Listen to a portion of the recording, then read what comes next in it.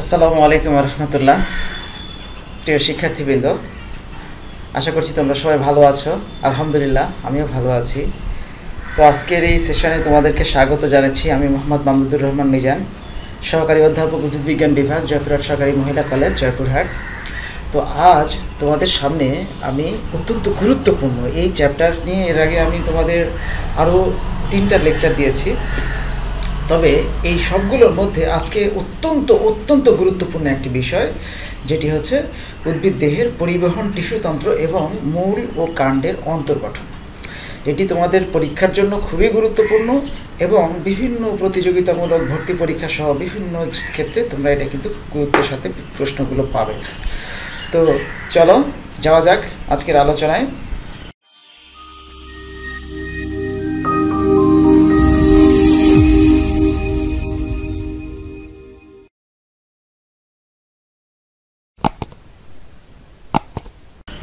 তো ভাস্কুলার টিস্যুতন্ত্র বা পরিবহন টিস্যুতন্ত্র, এটি নিয়ে যদি আমরা একটু দেখি, দেখো এখানে একটি পাতার ছবি দেখতে পাচ্ছ তোমরা। এই যে লক্ষ্য করো, আমি যদি একটু তোমাদের মার্কার দিয়ে দেখাই,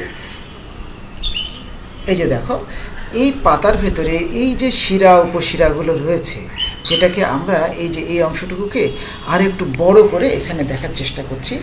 তো এই পাতার যে শিরা উপশিরায় যে টিস্যুগুলো উদ্ভিদ দেহের খাদ্যবস্তু পরিবহনের কাজে সহায়তা করে, অর্থাৎ উদ্ভিদ দেহের খাদ্য কিন্তু দুভাবে গৃহীত হয়। একটি হচ্ছে মাটি থেকে খাদ্য, অর্থাৎ মাটি থেকে উদ্ভিদ মূল এবং মূল্যমের মাধ্যমে যে খাদ্যটা গ্রহণ করে সেটি জাইলেম টিস্যুর মাধ্যমে একেবারে পাতা পর্যন্ত ছড়িয়ে পড়ে। আবার পাতায় যে খাদ্যগুলো তৈরি হয়, বিশেষ করে শর্করা জাতীয় খাদ্য সালোক সংশ্লেষণ প্রক্রিয়ায় তৈরি হয় তোমরা জানো, সেই খাদ্যগুলো ফ্লোয়েম টিস্যুর মাধ্যমে উদ্ভিদের মূল থেকে শুরু করে সারা দেহে ছড়িয়ে পড়ে। তো এই শিরা উপশিরাগুলো দিয়েই এই ভাস্কুলার টিস্যুগুলো অবস্থান করে, আমরা যেটি নিয়ে আজকের আলোচনা করব। দেখো এই কাণ্ড, একটি উদ্ভিদ দেহের কাণ্ড বরাবর যদি আমরা একটা প্রস্থচ্ছেদ নিই, সেই প্রস্থচ্ছেদটা এরকম দেখা যাবে। অর্থাৎ এর ভেতরে যে ছোট্ট ছোট্ট লাটিমের মতো একটা করে গুচ্ছ দেখতে পাচ্ছ না, এগুলি হচ্ছে এক একটা ভাস্কুলার বান্ডেল বা পরিবহন কলার এক একটা গুচ্ছ। তো চলো আমরা দেখি এই টিস্যুর বিভিন্ন গঠন কাজ নিয়ে। তাহলে এইটি একটি প্রস্থচ্ছেদে বিভিন্নভাবে আমরা দেখতে পাচ্ছি। হ্যাঁ, এখানে অবশ্য দুটো জিনিস আমি দেখানোর চেষ্টা করেছি। যেমন এখানে দেখো এই যে লাল লাল বিন্দু বিন্দু আকারে যেগুলো আছে এই প্রস্থচ্ছেদের ভেতরে, এগুলো কিন্তু এক একটা বান্ডেল। এইটা একটা বান্ডেল, এগুলো এক একটা বান্ডেল। তো এই ছবিটাতে দেখতে পাচ্ছ যে এই বান্ডেলগুলো কিন্তু বিক্ষিপ্তভাবে ছড়িয়ে আছে। এটি কিন্তু একবীজপত্রী উদ্ভিদের বৈশিষ্ট্য। আর দ্বিবীজপত্রী উদ্ভিদের ক্ষেত্রে এগুলো দেখো একেবারে সুন্দর সারিবদ্ধভাবে সজ্জিত আছে। বুঝতে পেরেছ? হ্যাঁ, তো চলো দেখি আমরা ভাস্কুলার বান্ডল বা পরিবহন কলা গুচ্ছ। এটা আমরা একটু আগে প্রায় বলেই ফেলেছি। দেখো যে ভাস্কুলার বান্ডল বা পরিবহন কলা গুচ্ছ কাকে বলে, অর্থাৎ একটি উদ্ভিদ দেহের যে টিস্যু খাদ্যের কাঁচামাল, যেমন পানি, খনিজ লবণ এবং তৈরিকৃত খাদ্য, যেগুলো উদ্ভিদের বিভিন্ন দেহে ছড়িয়ে দেয়, যেটা একটু আগে বললাম, সেগুলি হচ্ছে ভাস্কুলার টিস্যু। যেমন জাইলেম ও ফ্লোয়েমকে আমরা মূলত ভাস্কুলার টিস্যু বলে থাকি। আর ভাস্কুলার টিস্যুগুলো যখন একটার পর একটা, যেমন কিছু জাইলেম কিছু ফ্লোয়েম, এই যে মনে করো এখানে দুটো কলম আছে, মার্কার পেন আছে, এখন এর সাথে যদি এইটা দিয়ে আমি একেবারে সুতা দিয়ে টাইট করে বেঁধে দিই, তাহলে কি হবে? এটা একটা বান্ডেল হয়ে গেল না, একটা গুচ্ছ হয়ে গেল। হ্যাঁ ঠিক, এই জাইলেম এবং ফ্লোয়েমের বান্ডেলগুলোকেই আমরা বলে থাকি ভাস্কুলার বান্ডেল বা পরিবহন কলাগুচ্ছ। বোঝাতে পেরেছি কথাটা? হ্যাঁ, নিশ্চয়ই। তো আমরা এই যে এই ছবিটা যদি লক্ষ্য করো, দেখো এগুলো হচ্ছে জাইলেম। এই যে আমরা দুটো কালার দিয়ে দেখানোর চেষ্টা করেছি, এগুলো জাইলেম এবং এগুলো ফ্লোয়েম। তাহলে জাইলেম এবং ফ্লোয়েমের এই গুচ্ছ বা বান্ডেল, এর মাঝে অবশ্যই যেগুলো আছে এগুলোকে ক্যাম্বিয়াম বলি আমরা। হ্যাঁ, তো জাইলেম ফ্লোয়েমের এই বান্ডেলগুলোই হচ্ছে ভাস্কুলার বান্ডেল বা পরিবহন কলাগুচ্ছ। তো ভাস্কুলার বান্ডেলের শ্রেণী বিভাগ যদি আমরা এক নজরে দেখি, দেখো জাইলেম এবং ফ্লোয়েমের পারস্পরিক অবস্থানের উপর ভিত্তি করে, অর্থাৎ কে কার পাশে বা কে কোথায় অবস্থান করছে, নাকি একই ব্যাসার্ধে অবস্থান করছে, নাকি কেউ কেন্দ্রে কেউ পরিধির দিকে অবস্থান করছে, এগুলোর উপর ভিত্তি করে এই ভাস্কুলার বান্ডেলগুলোকে আমরা 3 ভাগে ভাগ করি। কী কী সেগুলো দেখো। এই যে একটি হচ্ছে সংযুক্ত। আমরা যদি একটু ছবি দেখি, দেখো, হ্যাঁ, এই যে এখানে জাইলেম এবং ফ্লোয়েম যদি একই রেডিয়াসে থাকে, একই ব্যাসার্ধে থাকে, তখন সেটাকে বলি আমরা সংযুক্ত, কনজয়েন্ট। আর যদি জাইলেম এবং ফ্লোয়েমগুলো ভিন্ন ভিন্ন ব্যাসার্ধে থাকে, মনে করো যেই ব্যাসার্ধে জাইলেম সেই ব্যাসার্ধে যদি ফ্লোয়েম না থাকে, আমি একটু পরে দেখাচ্ছি, তখন সেটিকে বলবো আমরা অরিও। আর কেন্দ্রিক, মনে করো জাইলেম এবং ফ্লোয়েমের মধ্যে কোনো একটা সেন্টারে আছে, একেবারে কেন্দ্রে আছে, আর একটা পরিধির দিকে আছে। জাইলেম যদি কেন্দ্রে থাকে সেটিও হতে পারে, ফ্লোয়েম যদি কেন্দ্রে থাকে তাহলে জাইলেম কেন্দ্রের দিকে, পরিধির দিকে থাকবে। এভাবে জাইলেম এবং ফ্লোয়েমের কোনো একটা কেন্দ্রে আর অপরটি পরিধির দিকে থাকে, এ ধরনের ভাস্কুলার বান্ডেলকে বলি আমরা কেন্দ্রিক। তো আমরা একে একে এগুলোর আলোচনায় চলে যাই। প্রথমত যদি সংযুক্ত ভাস্কুলার বান্ডেল আমি যদি একটু দেখাই, এই যে এই ছবিটা তোমরা লক্ষ্য করছো, যে এইটি একটি উদ্ভিদের কাণ্ডের প্রস্থচ্ছেদ, এটি একটি কাণ্ডের প্রস্থচ্ছেদ, এবং এইটাকে আমরা আরও বড় করে, মানে এই ছোট্ট একটি অংশ যে দেখো আমি নীল বক্স দিয়ে দেখিয়েছি, এটাকে যদি আরও বড় করে আমরা এইখানে দেখাই, তাহলে এইটা হচ্ছে সেই গঠনটা। তো এখানে এই যে এগুলো হচ্ছে জাইলেম, এই যে দেখো এগুলো জাইলেম, এগুলো জাইলেম, এগুলো জাইলেম, আর এই যে এই পাশে এগুলো হচ্ছে, এই যে এগুলো হচ্ছে ফ্লোয়েম। তাহলে এইটা যদি সেন্টার হয়, আমি এই যে এইটা বৃত্তের সাথে যদি বিবেচনা করি, এই সেন্টার থেকে এটা কি পরিধির দিকে, এইটা হচ্ছে ঠিক এইভাবে পরিধির দিকে। তাহলে সেন্টার থেকে পরিধির দিকে যদি আমরা আগাই, তাহলে দেখতে পাবো যে একই ব্যাসার্ধে, সেম রেডিয়াস জাইলেম এবং ফ্লোয়েম যদি উভয়টি থাকে, তাহলে সেই ভাস্কুলার বান্ডেলকে বলবো আমরা সংযুক্ত ভাস্কুলার বান্ডেল। আমি যদি একটু বোর্ডে দেখাই, দেখো, মনে করো এইটা একটা কাণ্ডের প্রস্থচ্ছেদ, তাহলে এইটা সেন্টার, এখান থেকে এই যে পরিধির দিকে যাচ্ছ, এখানে যদি এখানে জাইলেম আছে, ঠিক এই জায়গাতেই ফ্লোয়েম থাকবে, তাহলে একই ব্যাসার্ধে জাইলেম এবং ফ্লোয়েম দুটোই থাকছে। আমি মনে হয় স্ক্রিনেও আরও ভালো করে তোমাদের দেখিয়েছি। তো এই ধরনের ভাস্কুলার বান্ডেলকে বা পরিবহন কলা গুচ্ছকে আমরা বলি সংযুক্ত ভাস্কুলার বান্ডেল। কথা ক্লিয়ার? তো এই সংযুক্ত ভাস্কুলার বান্ডেলকে আমরা কিভাবে শ্রেণী বিভক্ত করি, দেখো, সংযুক্ত ভাস্কুলার বান্ডেলকে আমরা প্রধানত দুই ভাগে ভাগ করেছি। একটি হচ্ছে সমপার্শ্বীয় আর একটি সমদ্বিপার্শ্বীয়। তো সমপার্শ্বীয়তে জাইলেম এবং ফ্লোয়েমের বিন্যাসের উপর ভিত্তি করে, অর্থাৎ সেখানে কি ক্যাম্বিয়াম মাঝখানে আছে কি নাই তার উপর ভিত্তি করে এটাকে আমরা আরও দুটো ভাগে ভাগ করেছি। একটি হচ্ছে মুক্ত আর একটি বদ্ধ।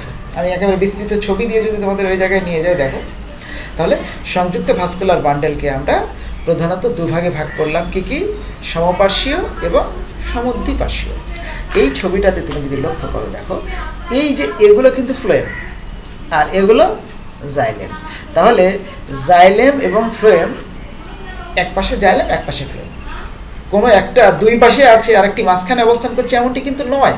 তাহলে এটি হচ্ছে সমপার্শ্বীয়। আর সমদ্বিপার্শ্বীয় কোনটা, যখন এই যে দেখো এই পাশেও ফ্লোয়েম, এই পাশেও ফ্লোয়েম, আর মাঝখানে জাইলেম, তখন সেটি হবে সমদ্বিপার্শ্বীয়। মনে থাকবে? তাহলে সমপার্শ্বীয় হচ্ছে যখন একদিকে জাইলেম আর একদিকে ফ্লোয়েম, কিন্তু যখন এমনটি হবে উভয় দিকে ফ্লোয়েম মাঝখানে জাইলেম, তখন সেটি সমদ্বিপার্শ্বীয়। ওকে? তো এবারে দেখো, এই সমপার্শ্বীয়তে ক্যাম্বিয়াম আছে না নাই, অর্থাৎ যদি জাইলেম এবং ফ্লোয়েমের মাঝে ক্যাম্বিয়াম উপস্থিত থাকে তখন সেটি মুক্ত, অর্থাৎ তার মাঝখানে একটি তোমার ব্যারিয়ার আছে, একটা ওয়াল আছে। কিসের ওয়াল? ক্যাম্বিয়ামের ওয়াল, মাঝখানে একটা পার্টিশন আছে, তখন সেটি হচ্ছে মুক্ত। আর যদি মাঝখানে কোনো ক্যাম্বিয়ামের পার্টিশন না থাকে তাহলে সেটি বদ্ধ, একটা সাথে একটা লেগে আছে, তাহলে সেটি বদ্ধ। বুঝতে পারছি তোমাদেরকে? আচ্ছা, এখন তোমাদের মাথায় প্রশ্ন আসতে পারে যে এই সমপার্শ্বীয়কে আমরা বদ্ধ আর মুক্ত বললাম, তাহলে সমদ্বিপার্শ্বীয়তে তো এরকম দুটো থাকার কথা, বদ্ধ এবং মুক্ত, কিন্তু এখানে তো আমরা বদ্ধ মুক্ত আলাদা করে দেখাইনি। না দেখানোর কারণ কি জানো? কারণ উদ্ভিদ দেহে, যে সকল উদ্ভিদ দেহে এই সমদ্বিপার্শ্বীয় ভাস্কুলার বান্ডেল আমরা পাই, সেগুলো সবই হয় মুক্ত। তার মানে এগুলোর মধ্যে অবশ্যই ক্যাম্বিয়াম থাকে। তাহলে যদি সবগুলোই মুক্ত হয় তাহলে আমরা কি দেখাবো আর কি দেখাবো না, আলাদা করে দেখানোর সুযোগ আছে? এরা সবাই মুক্ত, অর্থাৎ যে সকল উদ্ভিদে সমদ্বিপার্শ্বীয় ভাস্কুলার বান্ডেল পাওয়া যায় তারা সবাই মুক্ত। ওকে, আচ্ছা, তাহলে আমরা এখন অরিও ভাস্কুলার বান্ডেলের দিকে যাই। দেখো অরিও ভাস্কুলার বান্ডেল, হ্যাঁ, আমরা যেটা সংযুক্ত ভাস্কুলার বান্ডেল দেখে আসলাম ওটা কিন্তু কাণ্ডে পাওয়া যায়। আবৃতবীজ উদ্ভিদের কাণ্ডের যে ভাস্কুলার বান্ডেল সেটি হয় সংযুক্ত। আর অরিও এখন যেটা আমরা দেখছি এটি হচ্ছে আবৃতবীজ উদ্ভিদের মূলের ভাস্কুলার বান্ডেল, অর্থাৎ একটা উদ্ভিদের মূলের যে পরিবহন কলাগুলো সেগুলো ভিন্ন ভিন্ন ব্যাসার্ধে থাকে। আমি একটু আগে তোমাদেরকে এখানে দেখাচ্ছিলাম, দেখো যে এইটা যদি কেন্দ্র হয় তাহলে এইদিকে পরিধি, এই ব্যাসার্ধে মনে করো জাইলেম আছে, ঠিক এই ব্যাসার্ধে কোনো ফ্লোয়েম থাকবে না, তাহলে এই পাশে মাঝে মাঝে কিছু ফ্লোয়েম আছে, আবার মনে করো এখানে জাইলেম আছে, আবার এই পাশে ফ্লোয়েম আছে, অর্থাৎ এই ভিন্ন ভিন্ন রেডিয়াসে ভিন্ন ভিন্ন ব্যাসার্ধে, এক ব্যাসার্ধে জাইলেম আর এক ব্যাসার্ধে ফ্লোয়েম। এই যে আমার স্ক্রিনে দেখো, আমি স্ক্রিনেও দেখাচ্ছি, এই যে এই ব্যাসার্ধে শুধুমাত্র জাইলেম আছে, এখানে কিন্তু কোনো ফ্লোয়েম নাই, আবার এখানে ফ্লোয়েম রয়েছে, আবার এখানে দেখো জাইলেম, এর মাঝখানে এখানে ফ্লোয়েম, অর্থাৎ জাইলেম এবং ফ্লোয়েম যখন ভিন্ন ভিন্ন ব্যাসার্ধে থাকবে, সেম রেডিয়াসে থাকবে না, তখনই সেটি হবে অরিও। তাহলে অরিও ভাস্কুলার বান্ডেল কোথায় পাওয়া যায়? মূলে। হ্যাঁ, আর সংযুক্তটা মনে আছে তো, একটু আগে বললাম, সেটি হচ্ছে কাণ্ডে। আচ্ছা, তাহলে বলো তো, একটা উদ্ভিদের একটি নমুনা তোমার সামনে যদি এনে দেওয়া হয় এবং দিয়ে বলা হয় প্রস্থচ্ছেদ, মনে করো একটা প্রস্থচ্ছেদ, এইরকম পাতলা প্রস্থচ্ছেদ নিয়ে মাইক্রোস্কোপে স্লাইড দিয়ে দেওয়া হয়েছে, দিয়ে তোমাকে বলা হলো যে বলো তো এটা কি মূলের প্রস্থচ্ছেদ না কাণ্ডের প্রস্থচ্ছেদ, তুমি বলতে পারবে না? পারবে না? পারতে হবে, কারণ এখনই তো আমরা জানলাম যে মূলের ভাস্কুলার বান্ডেল হবে অরিও, আর কাণ্ডের কি হবে? সংযুক্ত। Good, very good. আরও কিছু কিছু বিষয় আছে যে কিভাবে আমরা জানবো যে এটি মূল না কাণ্ড, আস্তে আস্তে আমরা সেদিকে যাচ্ছি। এবারে আসো, দেখো সেন্ট্রিক, সেন্ট্রাল, কেন্দ্রিক, অর্থাৎ একটু আগে আমরা যেমনটি বললাম যে জাইলেম কেন্দ্রে আছে নাকি ফ্লোয়েম কেন্দ্রে আছে। এই যে দেখো আমি স্ক্রিনে যে ছবিটা দেখাচ্ছি, এই যে নীল কালার দিয়ে এটিকে জাইলেম দেখাচ্ছি, আর এই যে পেস্ট বা সবুজ ধরনের কালার এটি হচ্ছে ফ্লোয়েম। তাহলে এখানে জাইলেম কেন্দ্রের দিকে আছে, এটি হচ্ছে জাইলেম কেন্দ্রিক, ইংরেজিতে যেটাকে বলি আমরা হাইড্রোসেন্ট্রিক। হাইড্রো না কিন্তু, আবার কেউ কেউ ভুল করে আমি খাতায় লিখেও দেখেছি যে হাইড্রোসেন্ট্রিক, আরে বাবা হাইড্রো মানে তো পানি, হাইড্রোসেন্ট্রিক না, এটি হচ্ছে হাইড্রোসেন্ট্রিক। আর একটি হচ্ছে লেপ্টোসেন্ট্রিক, অর্থাৎ এখানে ফ্লোয়েমটাই কেন্দ্রে থাকবে। এই যে দেখো এখানে সবুজ অংশের যে ফ্লোয়েম এটি কেন্দ্রে আছে, আর জাইলেমটা পরিধির দিকে থাকে। তাহলে হাইড্রোসেন্ট্রিক হচ্ছে জাইলেম কেন্দ্রিক, আর লেপ্টোসেন্ট্রিক হচ্ছে ফ্লোয়েম কেন্দ্রিক। যদি জাইলেম কেন্দ্রে থাকে তাহলে হাইড্রোসেন্ট্রিক, আর যদি ফ্লোয়েম কেন্দ্রে থাকে তাহলে লেপ্টোসেন্ট্রিক। তো একটি উদ্ভিদ দেহের জাইলেম টিস্যু, অর্থাৎ পরিপূর্ণ কলার যে গঠন, জাইলেম টিস্যুর গঠন যদি আমরা একটু লক্ষ্য করি, দেখো এটি একটি গ্রিক ওয়ার্ড, জাইলন থেকে এই শব্দটি এসেছে, জাইলেম, গ্রিক ওয়ার্ড জাইলন, হ্যাঁ, যেটাকে আমরা বলি ইংরেজিতে উড, কাঠ। কাঠ, এই যে চেয়ার টেবিল আসবাবপত্র এগুলোতে যে আমরা কাঠ পাই বা যে কাঠগুলো ব্যবহৃত হচ্ছে, এগুলো মূলত আসলে প্রধান উপাদান জাইলেম, বুঝতে পারছো? তো সেখান থেকে নামকরণ করা হয়েছে জাইলেম। হ্যাঁ, জাইলেম বানান কিন্তু অনেকে ভুল করি আমরা, XYLEM, হ্যাঁ জাইলেম, ঠিক আছে। তো জাইলেম টিস্যুতে 4 ধরনের, মনে রাখবা, কয় ধরনের? 4 ধরনের। জাইলেম টিস্যুতে 4 ধরনের কোষ থাকে। একটি হচ্ছে ট্রাকিড, আর একটি ট্রাকিয়া বা ভেসেল, জাইলেম ফাইবার এবং জাইলেম প্যারেনকাইমা। ছবি দিয়ে দেখাবো না? আচ্ছা ঠিক আছে, দেখাচ্ছি, দেখো এই যে দেখো, এটি হচ্ছে ভেসেল, একেবারে লম্বা গর্তযুক্ত, মানে ওই যে আগের দিনে কূপ খনন করা হতো পানি খাওয়ার জন্য, অনেক গভীর করে কূপ আর কি, হ্যাঁ, সে কূপে যে একটা করে রিং বসানো হয়তো, ঠিক এই জাইলেমের ভেসেলগুলো, ট্রাকিয়াগুলো এরকম রিংয়ের মতো, অর্থাৎ একটা করে নলাকার কোষ এর চলে আছে, ঠিক আছে। এগুলো হচ্ছে ট্রাকিয়া বা ভেসেল, ওকে। আর এই যে লম্বা সূচাকার যে কোষগুলো থাকে এগুলোকে বলি আমরা ট্রাকিড, এই যে দেখতে পাচ্ছ ট্রাকিড। আর এইটি হচ্ছে জাইলেম ফাইবার। ফাইবার মানে কি? তন্তু বা আঁশ, বুঝতে পারছো? তন্তু বা আঁশ। তো এরকম আঁশের মতো যে কোষ, আর প্যারেনকাইমা কোষ তোমরা জানোই, গোলাকার, ষড়ভুজাকার বা চতুর্ভুজাকার বিভিন্ন রকমের সজীব যে কোষগুলো, সেগুলো হচ্ছে প্যারেনকাইমা কোষ। এখানে একটি গুরুত্বপূর্ণ ইনফরমেশন তোমাদের জন্য শেয়ার করি। দেখো যে জাইলেমের এই যে ফার্নবর্গীয় উদ্ভিদ এবং নগ্নবীজী উদ্ভিদে জাইলেম টিস্যুতে ভেসেল এবং ফ্লোয়েমের কথা আমরা পরে আসতেছি, কারণ ফ্লোয়েমের আলোচনা বলে রাখি। ফ্লোয়েমের সঙ্গী কোষ, অর্থাৎ তোমরা সপ্তম অধ্যায়ে পড়েছো নগ্নবীজী আবৃতবীজী উদ্ভিদের যে চ্যাপ্টার, হ্যাঁ, সেখানে তোমরা দেখেছো যে জাইলেম টিস্যুতে ভেসেল এবং ফ্লোয়েম টিস্যুতে সঙ্গী কোষ থাকে না। তো এই নগ্নবীজী উদ্ভিদের জাইলেম টিস্যুতে তাদের যে প্রকৃত ভেসেল এবং ফ্লোয়েম টিস্যুতে সঙ্গী কোষ থাকে না। এখানে একটা ব্যতিক্রমের কথা বলছি আমরা অবশ্য। দেখো যে আবৃতবীজী সব জায়গায় তো ব্যতিক্রম আছে, হ্যাঁ, ব্যতিক্রম তো আর রুলস হতে পারে না। যেমন উইন্টারেসি, টেট্রাসেন্ট্রাসি, হ্যাঁ, ট্রোকন্ডেন্ডেসি, এই জাতীয় যে গোত্রের উদ্ভিদগুলো আছে সেগুলোরও জাইলেমে ভেসেল থাকে না। আবার দেখো আমি যদি উদাহরণ দিই, নগ্নবীজীরও কিছু উদ্ভিদ আছে, কিছু বলতে ওই যে তোমার নিটাম উদ্ভিদ, এখানে হ্যাঁ এই যে স্ক্রিনে তোমাদের এখানে দেখাচ্ছে, দেখো এই যে নগ্নবীজীর নিটাম, এটাও কিন্তু একটা ব্যতিক্রম। সে নগ্নবীজী কিন্তু তারপরও তার বডিতে ভেসেল থাকে। তো ওর ভেসেল আছে বলে কি আমরা আবৃতবীজী উদ্ভিদ বলে দিব নাকি? কারণ ওর তো বীজ আবৃত অবস্থায় থাকে না। অর্থাৎ এক একটা উন্নত বৈশিষ্ট্য কিছু কিছু উদ্ভিদ প্রাপ্ত হয়েছে বলেই সে যে সম্পূর্ণরূপে উন্নত বা আবৃতবীজী উদ্ভিদ হয়ে গেছে তা নয়। সেটি হচ্ছে এই কথা। তো এবারে আসো, দেখো আমরা জাইলেমের আরও কিছু কথা, এটি খুবই গুরুত্বপূর্ণ। জাইলেমের গঠনে দেখা যায় যে কিছু জাইলেম ছোট গর্তযুক্ত, সেটাকে বলি আমরা প্রোটোজাইলেম। হ্যাঁ, এখানে আমি খেয়াল করছো কিনা তোমাদেরকে দেখাইছি। দেখো যে এই জাইলেমের মধ্যে এইটা একটা ছোট করে এঁকেছিলাম, এখানে কিন্তু আস্তে আস্তে আমি জাইলেমটাকে বড় করে দেখাচ্ছিলাম। তো এই যে ছোট জাইলেম যেটা, সেটি হচ্ছে প্রোটোজাইলেম। বুঝতে পারছো? আদি জাইলেম। প্রোটো মানে কি? ওই যে প্রোক্যারিওটিক, প্রোটোসেল, আদি কোষ, ঠিক তেমনি এই সবচাইতে ছোট যে আদি ছোট গর্তযুক্ত জাইলেম, সেটাকে বলি আমরা প্রোটোজাইলেম। বুঝতে পারছো?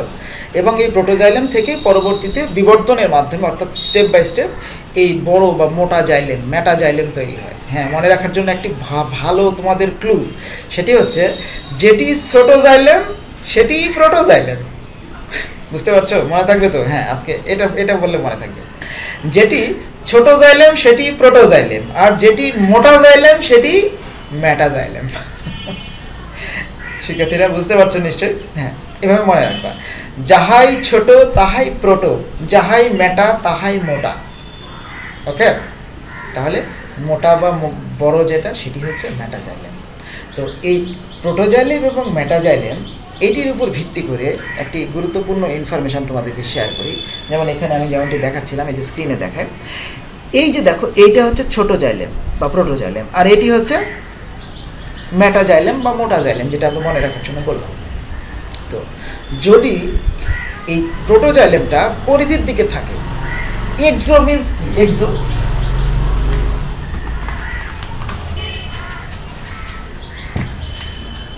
এক্সো আর আরেকটি শব্দ আমরা এখানে ব্যবহার করবো, সেটা হচ্ছে এন্ডো।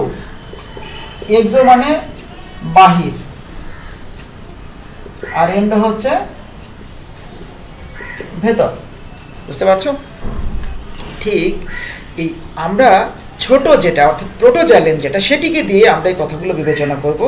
এই ছোট জাইলেমটা যদি এক্সো হচ্ছে বাহির, অর্থাৎ যদি এই ছোট বা প্রোটোজাইলেমটা এক্সো বা বাহিরের দিকে থাকে, তখন সেটাকে বলবো, ওই ধরনের জাইলেমকে বলবো এক্সার্ক।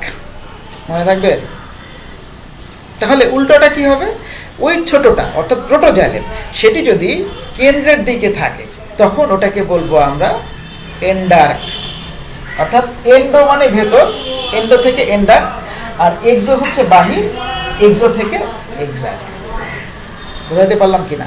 হ্যাঁ, এখানে আরেকটি গুরুত্বপূর্ণ ইনফরমেশন, সেটি হচ্ছে এই উদ্ভিদের মূলের জাইলেমগুলো হয় এক্সার্ক। আর এই যে দেখো, এখানে দুটো ছবি আমি দেখাচ্ছি, এই ছবিটাতে এইটি হচ্ছে এক্সার্ক আর এইটি হচ্ছে এন্ডার্ক। তার মানে একটু আগে আমরা বললাম যে সংযুক্ত ভাস্কুলার বান্ডেল এবং অরিও ভাস্কুলার বান্ডেল দেখে আমরা যেমন বলে দিতে পারি সেটি মূল না কাণ্ড, আবার শুধুমাত্র জাইলেমের গঠন দেখে সেটি কি এক্সাক্ট না এন্ডার, এটি দেখেও কিন্তু আমরা বলে দিতে পারি যে সেটি মূল না কাণ্ড। পাওয়া যাবে না? অবশ্যই। যদি প্রোটোজাইলেম পরিধির দিকে থাকে তাহলে তুমি বলবে এটি মূল, আর যদি প্রোটোজাইলেম কেন্দ্রের দিকে থাকে তাহলে বলবে সেটি হচ্ছে কাণ্ড। এবং এটা সুন্দর দুটো টার্ম দিয়ে মনে রাখতে হবে, একটি হচ্ছে এক্সাক্ট আর একটি এন্ডার।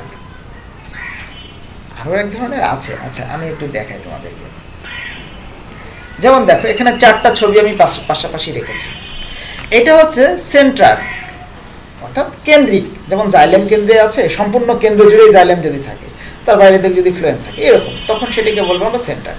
আর যে প্রোটোজাইলেম পরিধির দিকে আর মেটাজাইলেম কেন্দ্রের দিকে, তাহলে সেটাকে আমরা কি বললাম? এক্সাক্ট। আর ঠিক উল্টাটা হলো এন্ডার। আর যদি এমন হয় উভয় দিকেই মেটা এবং প্রোটোজাইলেম অবস্থান করে, বিশেষ করে পাতার ভাস্কুলার বান্ডেলে, আবৃতবীজ উদ্ভিদের পাতার ভাস্কুলার বান্ডেলে এমনটি দেখা যায় যে প্রথমত যেটা প্রোটোজাইলেম উৎপাদিত হয় সেটা মাঝখানে থাকে, আর দুই দিক থেকে মোটা বলতে মেটাজাইলেমগুলো এগুলো তৈরি হতে থাকে। এই ধরনের ভাস্কুলার বান্ডেলের গঠনকে বলি আমরা মেজার্ক।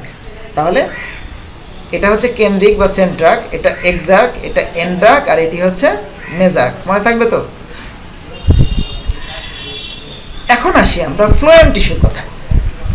দেখো আমরা যেমন জাইলেমের ক্ষেত্রে একটি ল্যাটিন ওয়ার্ডের কথা বললাম, ঠিক ফ্লোয়েমের ক্ষেত্রেও দেখো ফ্লোস। ফ্লোস শব্দর এটি একটি গ্রিক ওয়ার্ড, যেটি ইংরেজিতে বলি আমরা বার্ক অর্থাৎ বাকল। বাকল উদ্ভিদ দেহের উপরে যে আবরণ, বহিরাবরণ, সেটি হচ্ছে বাকল। ঠিক এইরকম মানে উদ্ভিদ দেহের গঠনকারী যে উপাদানগুলো ফ্লোয়েম টিস্যু, অর্থাৎ সিবনল, সঙ্গী কোষ, ফ্লোয়েম প্যারেনকাইমা এবং ফ্লোয়েম ফাইবার, এই 4 ধরনের কোষীয় উপাদান নিয়ে মূলত ফ্লোয়েম গঠিত।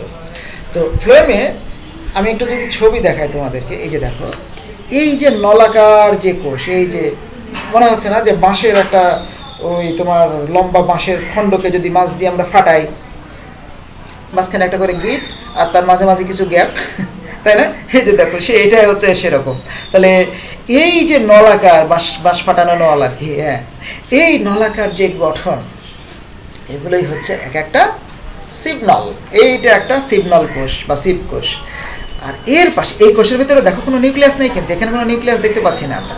আর এর পাশে এই যে মানে নলের পাশে কিছু সঙ্গী, ও একা একা থাকতে পারেনি, তাই তার সঙ্গীকে পাশে নিয়ে রাখছে। এরকম যে কোষ নিউক্লিয়াস যুক্ত, সেটি হচ্ছে সঙ্গী কোষ। তার মানে এগুলো হচ্ছে সঙ্গী কোষ। হ্যাঁ, আর প্যারেনকাইমা এবং ফাইবার, সেটি তো আমরা জানি যে প্যারেনকাইমা হচ্ছে ওই যে ষড়ভুজাকৃতির বা চতুর্ভুজাকৃতির বা গোলাকৃতির যে কোষগুলো, আর যেটি ফাইবার সেটা হচ্ছে আঁশ। ফাইবার মানে তো আঁশ, সেটা আমরা জানি। যেমন পাটের আঁশ, বাস্ট ফাইবার যেটাকে বলি, এগুলো কিন্তু ফ্লোয়েম টিস্যুর অন্যতম একটি উদাহরণ হিসেবে আমরা বলতে পারি। আজকের এই আলোচনার একেবারে শেষের দিকে আমরা চলে এসেছি। সেটি হচ্ছে এখন একবীজপত্রী উদ্ভিদের অন্তর্গঠন। আজকের আলোচনাকে আমরা দুটো ভাগে ভাগ করেছিলাম, একটি হচ্ছে পরিবহন কলাগুচ্ছ বা পরিবহন কলাতন্ত্র, আর একটি হচ্ছে একবীজপত্রী উদ্ভিদের মূল ও কাণ্ডের অন্তর্গঠন। এটি আমাদের সিলেবাসে দুটো উপাদান আছে, যে একবীজপত্রী উদ্ভিদের কাণ্ড এবং মূলের অন্তর্গঠন। এটি কিন্তু খুবই গুরুত্বপূর্ণ, এমনকি ব্যবহারিকের জন্য তোমাদের প্র্যাকটিক্যালে এগুলোর ছবি তোমাদের রাখতে হবে। আবার থিওরিতেও কখনো কখনো পরীক্ষায় একবীজপত্রী উদ্ভিদের মূলের অন্তর্গঠন বা কাণ্ডের অন্তর্গঠন, এটি কিন্তু পরীক্ষায় চাওয়া হয়। আমি আজকে তোমাদের হোমওয়ার্ক দিয়ে রাখবো, আগাম বলে রাখছি, পরে তোমাদের দেখাচ্ছি। তাহলে দেখো, একটি একবীজপত্রী উদ্ভিদের কাণ্ড, যেমন এটা কিসের কাণ্ড? ভুট্টা হতে পারে, আখ হতে পারে, ধান হতে পারে, কচু হতে পারে, যেগুলো একবীজপত্রী উদ্ভিদ। হ্যাঁ, এরকম একটা একবীজপত্রী উদ্ভিদের কাণ্ডের যদি আমরা প্রস্থচ্ছেদ নিয়ে মাইক্রোস্কোপে দেখি, একটা মোটা দাগে 10x দেখলে এরকম দেখা যায়। এটাকে যদি আমরা আরও বড় বিবর্ধিত করি, তাহলে দেখো কেমন দেখা যাবে। এইরকম তোমাদের বইতে এরকম একটা ছবি দেওয়া আছে, কোনো বইতে সাদা কালো, কোনো বইতে এরকম রঙিন ছবি দেওয়া আছে।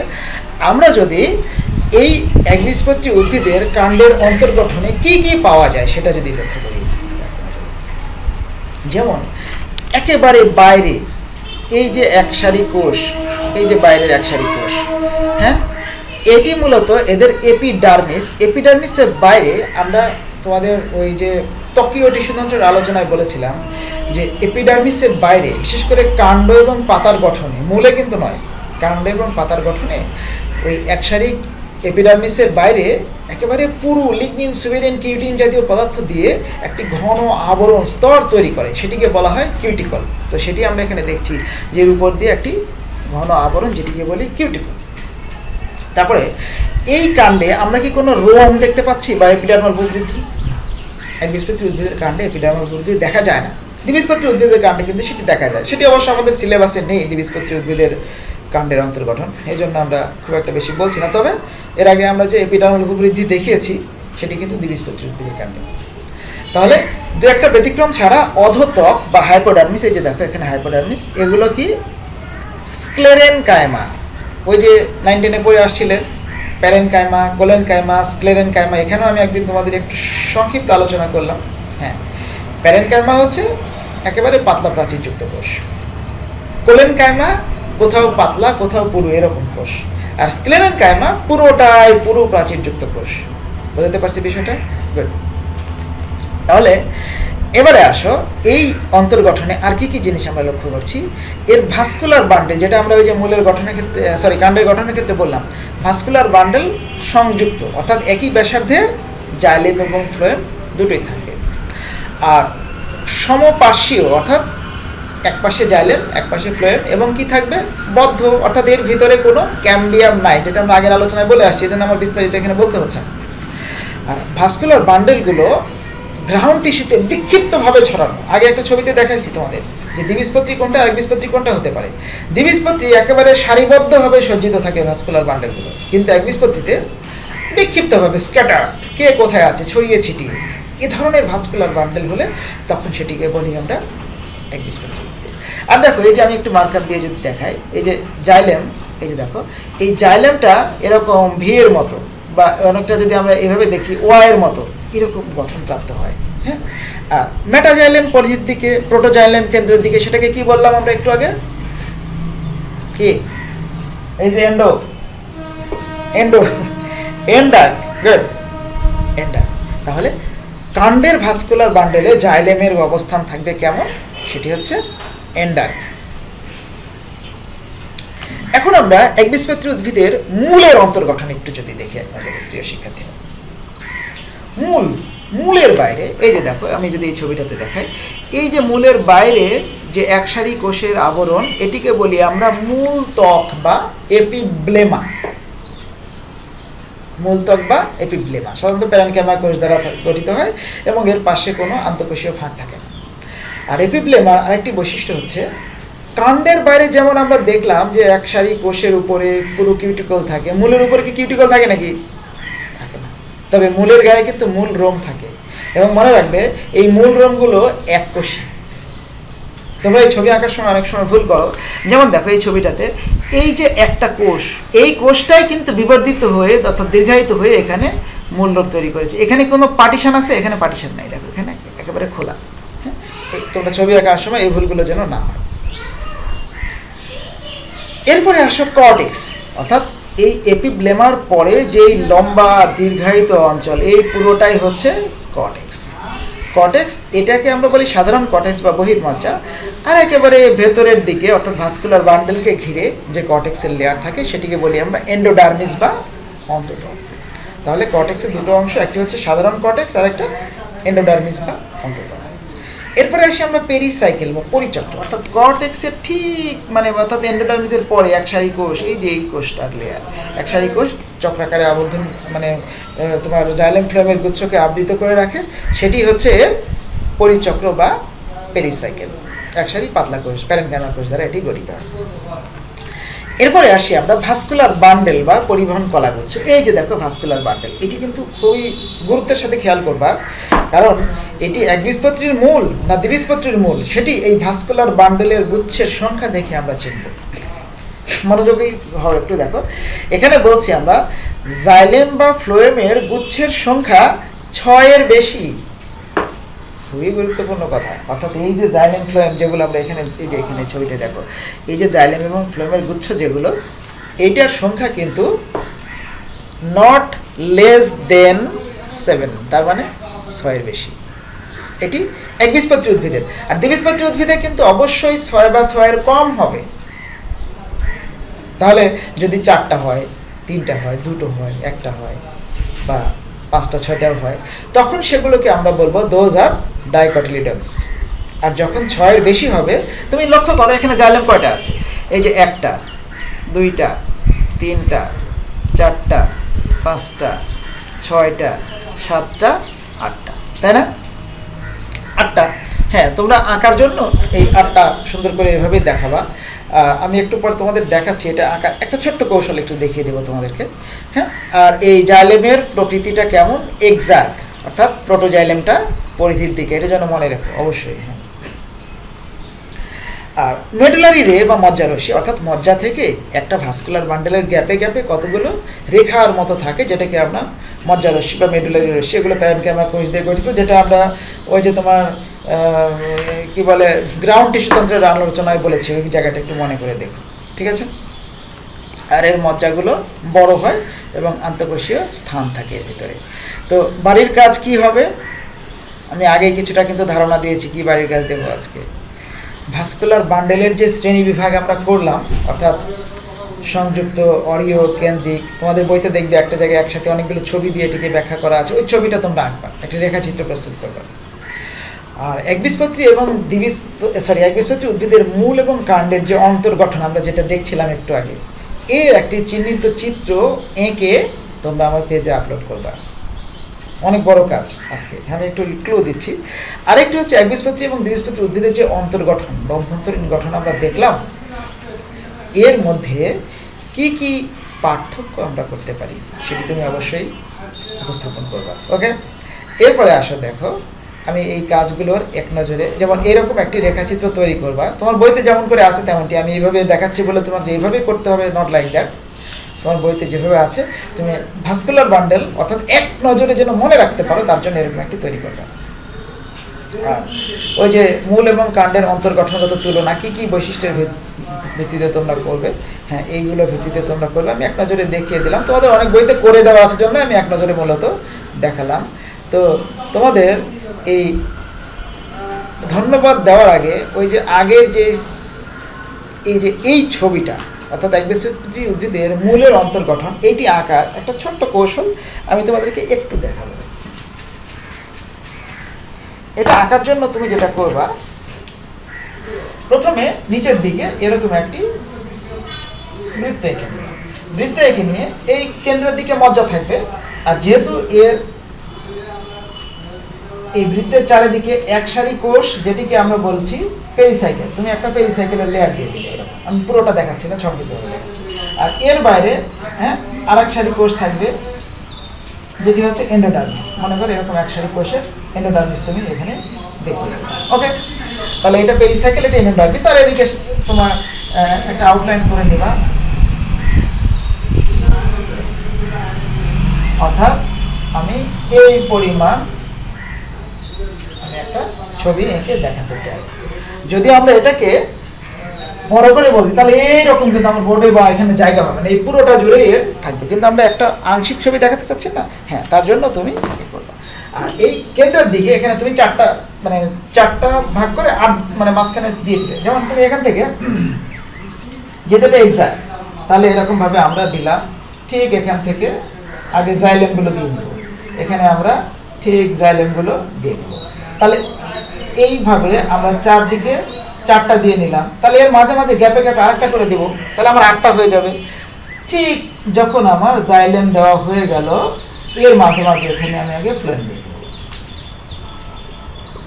আমি কি বোঝাতে পারছি বিষয়গুলো? তাহলে এগুলো জাইলেম, এগুলো মাঝে মাঝে ফ্লোয়েম থাকলো, কারণ তুমি আগে আঁকতে গেলে এটা হিজিবিজি হয়ে যাবে। আর এর মাঝখানে যখন এগুলো দেওয়া হয়ে যাবে, এগুলো হালকা করে তুমি এগুলো মজ্জা কোষ, আর জাইলেমগুলোকে তুমি একটু গাঢ় করে দেবে, এরকম মোটা মোটা করে দেবে। হ্যাঁ, তাহলে তোমার এই মজ্জার কোষগুলো থেকে এগুলো আলাদা হবে, কারণ তুমি তো একই কালারের দিয়ে আঁকাচ্ছ। আমার এই স্ক্রিনে যে ছবিটা আছে এটা দেখো, আমার কিন্তু মাল্টি কালার দিয়ে, এই জন্য জাইলেম, ফ্লোয়েম বা মেডুলার যে কোষ সেগুলো আলাদা করে আমরা বুঝতে পারছি। তাহলে এটা যখন হয়ে যাবে, আর এইখানে তুমি এক সারি কোষ দিবে, যেটি হবে তোমার এপিব্লেমা। এপিব্লেমাকে আমরা বাংলায় কি বললাম? মূলতম। এপিব্লেমা, এক সারি কোষের এপিব্লেমা হবে। আর এই এপিব্লেমা থেকে কতগুলো, যেমন এই কোষটাকে তুমি একটু কেটে এখানে এটিকে তুমি মূল বোম বানিয়ে দাও, এটা যেন এইরকম ভাবে কাভারেজ দেওয়া না থাকে, ঠিক আছে? এইভাবে তুমি এটাকে ওপেন করে দেবে, কারণ যদি কভারেজ দেওয়া হয়ে যায় তাহলে এটা আর এক কোষই থাকবে না, মূল লোব যে এক কোষই সেটি কিন্তু প্রমাণক এটাই। এরপরে তোমার যখন এটি হয়ে গেল, বাকিটা তোমার একেবারে ইচ্ছা মতো গোলাকার কতগুলো প্যারেন্টেমা কোষ দিয়ে তুমি একেবারে এই মজ্জা কমপ্লিট করে দাও। এটা আমি বেশি পুরোটা আঙিকে দেখালে ভিডিওটা অনেক লম্বা হয়ে যাবে, আমি ওটা দেখাচ্ছি না। এই তো বাকি কাজটা তুমি যদি এইভাবে কমপ্লিট করে ফেলো তাহলে কিন্তু একটা একবীজপত্রী উদ্ভিদের মূলের অন্তর্গঠনের ছবি আঁকা হয়ে যাবে, এবং মূলের ছবিটাই পরীক্ষায় বেশি আসে। ঠিক আছে, তাহলে আমরা বাড়ির কাজের কথা এর আগে ওইখানে দেখালাম বললাম। এখন সর্বশেষ একটা স্লাইডই আমার শেষে দেখানোর থাকে, অনেকেই না দেখেই চলে যাও, তাই না? সেটি হচ্ছে তোমাদের সকলকে ধন্যবাদ। ভালো থেকো, সুস্থ থেকো, ঘরে থেকো, ঠিকমতো লেখাপড়া করো। আর যারা আমার চ্যানেলটি এখনও সাবস্ক্রাইব করোনি তারা সাবস্ক্রাইব করবে, তাহলে আমার প্রত্যেকটা ক্লাসের আপডেট তুমি সময় মতো তোমার কাছে পেয়ে যাবে। তো ভালো থেকো শিক্ষার্থীরা।